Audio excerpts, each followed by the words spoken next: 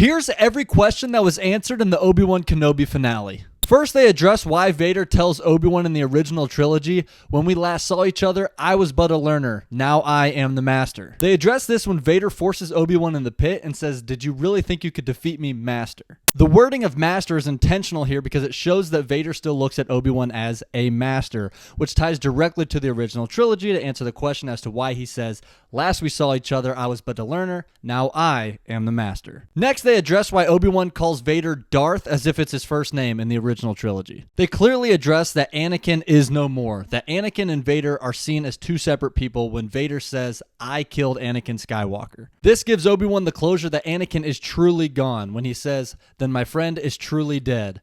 Goodbye, Darth." He's accepting the fact that Darth Vader is essentially a whole different being. Which leads to how they answer the question as to why Obi-Wan tells Luke that Darth Vader killed his father. Because in this moment, you also realize that those words weren't from Obi-Wan himself. They actually came from Vader first when he says, "I killed Anakin Skywalker." Leia's "Help me, Obi-Wan Kenobi" message in A New Hope also makes it sound like they didn't know each other when she says, "You fought with my father in the Clone Wars." They answer this when Leia says at the end, "Will we ever see each other?" And Obi-Wan says, "Maybe, but we can't let them know." So of course Leia's going to send a message subliminal as if they don't know each other, because she's not going to send something saying, "Hey, remember you're a strong Jedi who helped save me all these years ago?" They then answer my biggest question, which was, how does this end where they both go their separate ways and Obi-Wan isn't continuously hunted down by Vader? They show this when Palpatine threatens Vader at the end, saying, "Your connection with Obi-Wan, your obsession with hunting him down, I'm really starting to wonder if this is clouding your emotions, clouding your judgment."